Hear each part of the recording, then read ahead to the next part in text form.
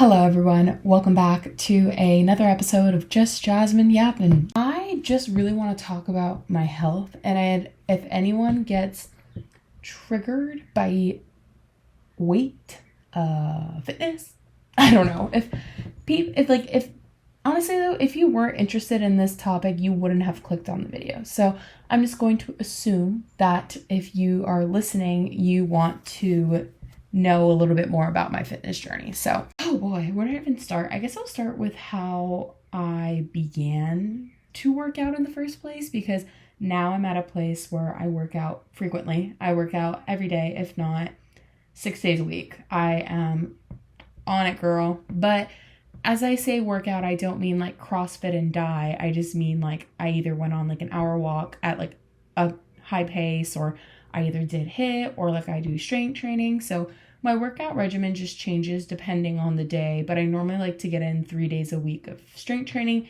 and 3 days a week of HIIT, like point blank period. Like that, my HIIT, I never say no, or I will not go. And I've been lately going on long runs, which not long, they're like 4-mile runs, but I've been going on runs and that's been really fun. I just love running. So who would have thought, right? So let's just scroll, all the way back to, I want to say middle school is when I first started working out. So my sport in middle school was surfing. So I predominantly surfed all day long. I was in the water from dusk till dawn, girly. And is it dawn till dusk? Dusk till dawn. Either way, I was in the water. And I did a lot of surfing, but also to maintain my shape, I did start going to the gym. But the problem was, when I started going to the gym, it was never for me. I didn't ever want to go. I mean, it was like, yeah, it was a good workout, but it would only end like one time. And also like I didn't have my license at the time, so it was hard for like my mom to like drive me up and go to the gym and all this kind of stuff. But like, don't take my words the wrong way. Like she was so supportive, so ready to like drive me whenever. I just felt bad. I was like, oh, I'm sorry that you have to wake up at 4 a.m. to like make me do a class while you like sleep in the car. So even though there were moments where I liked going to the gym, I never really found a gym that I liked until my 20s. I would go to, but my gyms were far. And that was one thing too that created a large barrier within me and going to the gym. So if you are thinking of going to the gym, like consider the distance and the location of the gym, because it does become barrier. Like my gym used to be 35 minutes away. So I'd be like, oh, like that's already 35, that's an hour out of my day already. And I'm not even working out. And then you have to consider the time you're working out, which is maybe like an hour to 2 hours. So that's already 3 hours out of your day. And like, I can't do this and that. And I'm all sweaty and gross. So like, it was a lot of barriers for me. And so the first gym I went to, it was like 20-ish minutes away. But even then, the gym that I was going to, it was okay. I did have a personal trainer sometimes, and that was pretty cool, but it never really got me full-hearted. It never really got me results. Like, I wasn't like, wow, like I got in shape. Like, that's crazy, I just kind of just like, okay, like, but also at the time I was in high school, I had a fast metabolism, like, everything was just working. But even then I did really have a negative self-esteem towards like my body and how I looked, because I was like, oh, I'm just fat, or oh, I'm just this. And I would tell myself that all the time. So I feel like my body listened, but it's not a bad thing. But now I'm here and I can actually like say the word I'm fat, or like I gain weight, without like wanting to cry. Because that was a huge thing. Like if anyone said anything about me being fat, I would cry. But we're past that. But so yeah, first gym I really liked, I really enjoyed. I just never really went for me. It was for surfing conditioning. It was for something. So I never really did something for me. It wasn't like, oh, I really want to get in shape, I really want to get healthy. Like it was really none of that.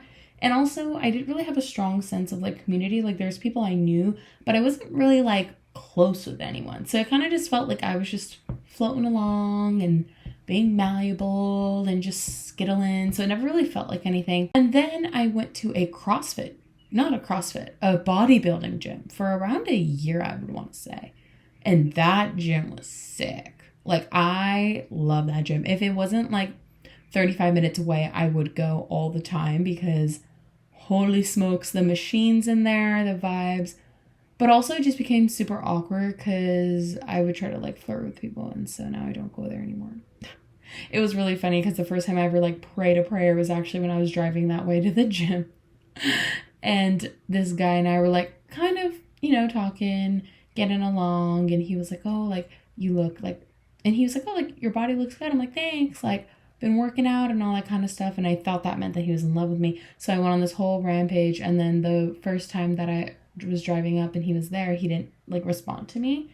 And I was like, Lord, like if he's not for me, just take him out of my life. And poof, that guy that day, literally as I entered the gym, it was a 35-minute drive. I can still remember the minute I entered the gym, he did not talk to me. And I was like, what's going on? I'm like, you always like say something. He's like, sorry, I'm tired. I don't want to talk. And then a month later, he got a girlfriend. So I was like, okay, Lord, I believe you. I believe you now. If I didn't believe you then, I believe you now. But long story short, that was a long tangent of just, I was going for the wrong reasons. So I don't want to like bash on those gyms because those gyms were amazing. The gyms were nice. It was just a location was a huge factor of like, if I were to go to a gym, how far is it? How close is it? Yada, yada. Next is like community. Like you have to talk to people. And like in those gyms, I did feel constrained. And also, like, I also felt like in the large commercial gyms, I feel like anytime a guy spots you or anytime a guy helps you, it's like he's doing it for something more. Or like he's like, oh, like, when are you going to work out next? Like, I want to work out with you. And it can't just be superficial. It can't just be like, oh, like, thanks for spotting me.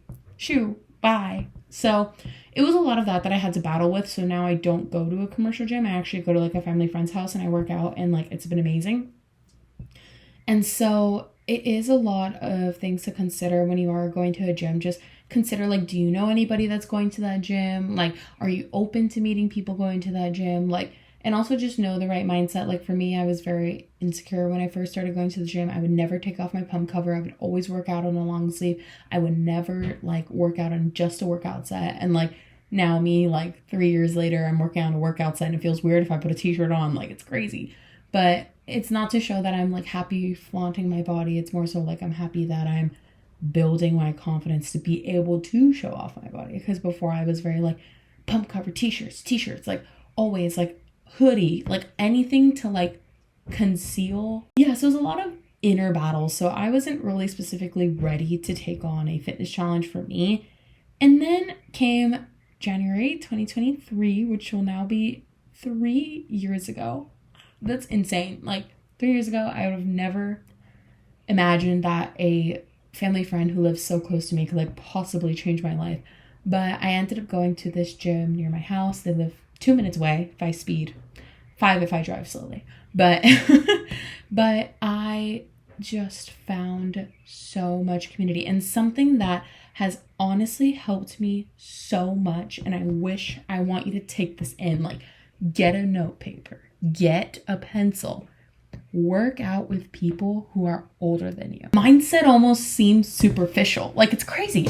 So I'm passionate about this. But so when I started working out at this new family gym, I was like, okay, like I'm literally only going to work out to be skinny. I really said that and I really thought that and I really believe that. So if you were in the same state where you're like, oh, I only want to work out to be skinny, trust me, I've been there. So don't beat yourself. Don't be like, you have to do it because you want to be healthy. Like, let yourself feel that. Like, yeah, you want to look good. You want to feel good. Like, I understand that. But the difference is when you start working out with people who are 10 years, 20 years older than you, it really just brings perspective, man. Like, the people that go to my workout classes are predominantly moms. And it's been really cool just to look at like, okay, I just dropped my kids off at school and I have 1 hour to myself. And like, this is what I'm going to dedicate my time to. Or, oh, like I just had a work meeting in between meetings and like I'm going to go do this class. Like the amount of resistance that these parents must have or feel is really inspirational for me. Because for me, I don't got no kids. I got like semi responsibilities, but not like extreme responsibility. And like these parents are mothers. And they're like, oh, well, I have to drop my kid off and after that, I have to go to hula, I have to do my job, I have to do this and like whatever. And they're so busy and there's so many excuses that could pop up in their head of like, oh, I have to do my business. I have to do my kid's show. I have to do this. But like these parents make time. And that was baffling to me. And on top of that, a lot of these parents had issues. And I'm not saying like, oh, like, you know, everyone who works out is perfect, because absolutely not. Like maybe when you're seeing someone working out, it's the 1 hour of their day where they have to themselves to escape from the rest of their world. Like maybe their mom passed, or maybe their kid got into a fight or whatever, but they still chose that 1 hour to dedicate. And for me, that was really eye-opening. And so working out with a gym with people who are older than you, and just talk to them. Like, why do you work out? Why do you do this? Because I think for me, the biggest shift for when I started working out into like why it lasted is because I'm doing it for health. I look at these people and I'm like, that's going to be me. In 10 to 20 years, if I don't decide to work out, I will make my life hard. I would rather have 1 hour of hard than a lifetime hard. Because these people who don't work out, they end up in either the hospital, or they can't even move, they can't even walk, or these people who don't make excuses for, or who make excuses for themselves just don't feel good. And you're like, do I want to live like that? Like, you choose your hard, you choose your difficult, and these parents choose this gym every day. And like, so do I. But I think it's also just the weight of how much that workout means for them to show up as a better mom, to show up as a better sister, to show up as a better daughter. It's that workout. So don't think, oh, like this gym is like whatever, like I don't really care about my gym. It's like, no, your gym is so important. Like, go to gyms by people who inspire you, like go to places where you feel inspired. But I think like I work out with people who are predominantly in their 40s and they're slinging weights like me. And I'm like, holy smokes, like I gotta like get on it. So it's really inspiring. And it's also, it gives you a lot of hope to be like, oh, like I can also be like that when I grow up. Like, that's cool. And just keeping that and just having a futuristic vision for yourself. And also just hearing the stories of the moms, like multiple women, their own businesses. And I'm like, you guys are still here. Like, you guys chose to be here. Like, that's crazy. And my coach does say the most difficult thing about the workout is getting into the driveway, which is absolutely true. Just every single way possible, your brain does prefer comfort.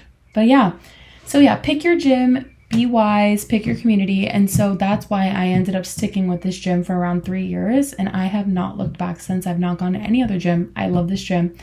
And it's been really cool just to track my progress. But yeah, and I've gone through a lot of weight fluctuations. When I was studying abroad, I was not working out, not eating good. I borderline had like a binge eating problem. I would eat like 3 ice cream bars a night, and like I would eat like 30 plates of sushi, or probably like 15 plates of sushi, but like that's horrid.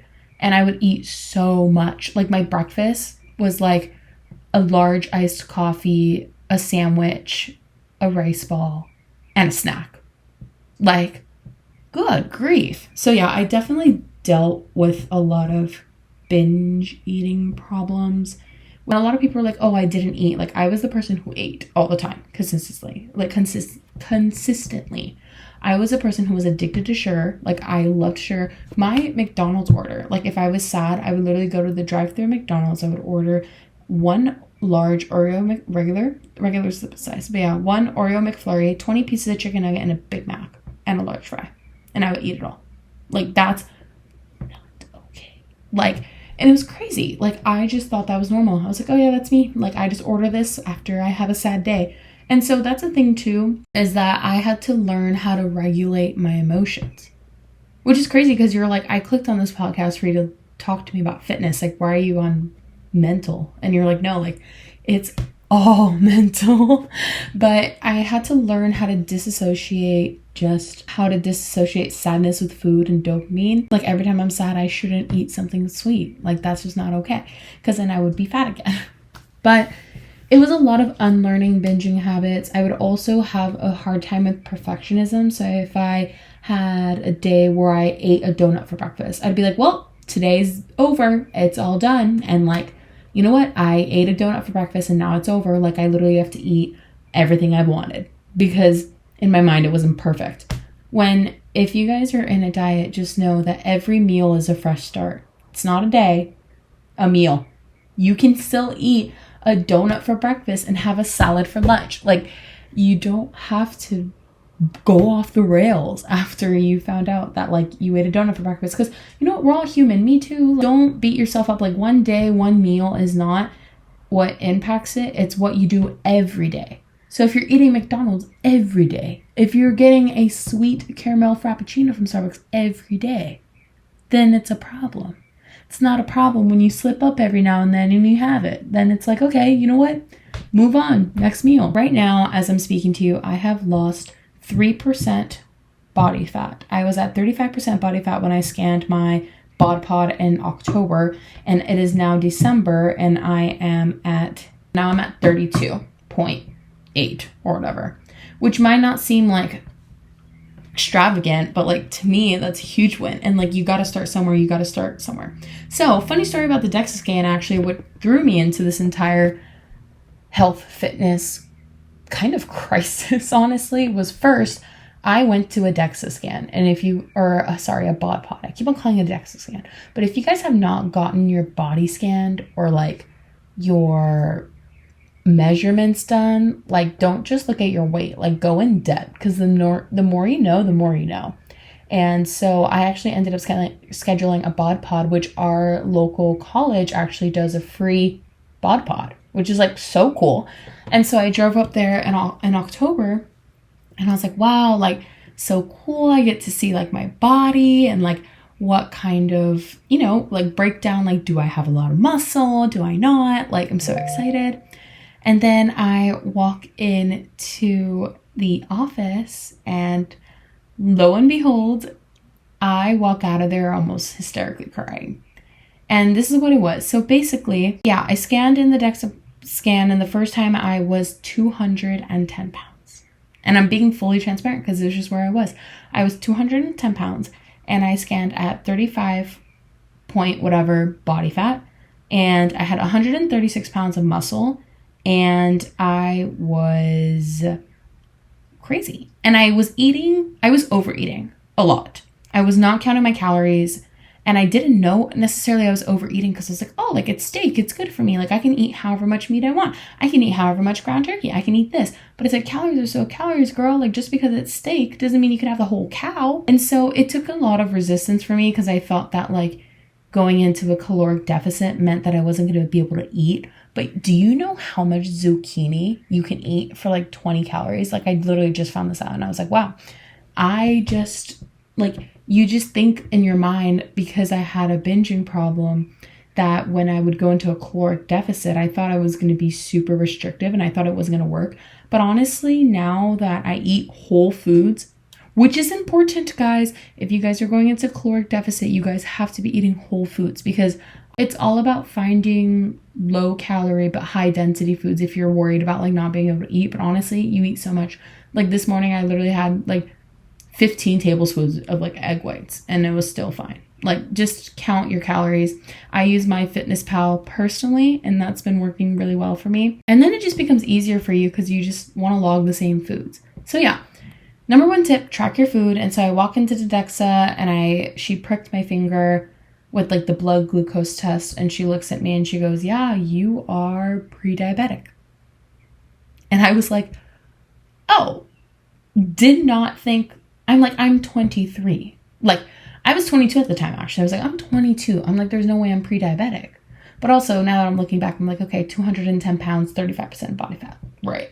So I was like, okay, like, but also diabetes does run in my family. So like, don't spook out. But I was like, oh, I knew at some point that the diabetes talk was going to happen. But yeah, so she pricked my finger, and she's like, dude, this number, and she scanned it first at like 114. And I was like, okay, like, that's a large number. Like, we're supposed to be under 100, like, easily. And I was like, okay, so I might be pre-diabetic. And she's like, yeah. And I'm like, okay. So I like went into this whole panic. I was like, wow, like, if I'm pre-diabetic, like, I won't be able to eat whatever I want to eat anymore. Like, I can't eat like that, which is like, no duh. You can't have McDonald's and fries and wake up moment, aha moment. Like, okay, like, you're going to be pre-diabetic. Like, it's the fork in the road. It's either go left or right, like, make a decision. So I was like, okay.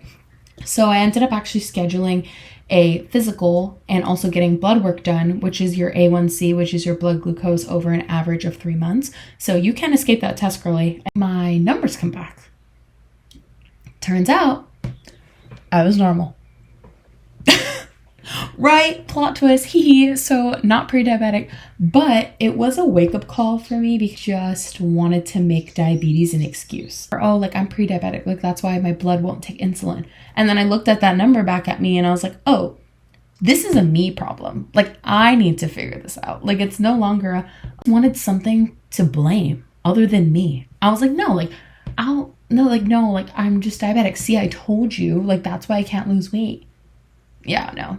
It's because I was overeating. But also this is the first time too where I've taken cooking into my own hands. Like I literally measure, cook everything on my own. Before, my mom would make me breakfast, lunch, and dinner, which is like amazing, sweet, love her. But at the same time, like dressings, sauces, all those things come into account when you're in deficit. So I was like, okay, I probably like have to cook on my own now because I have to measure it.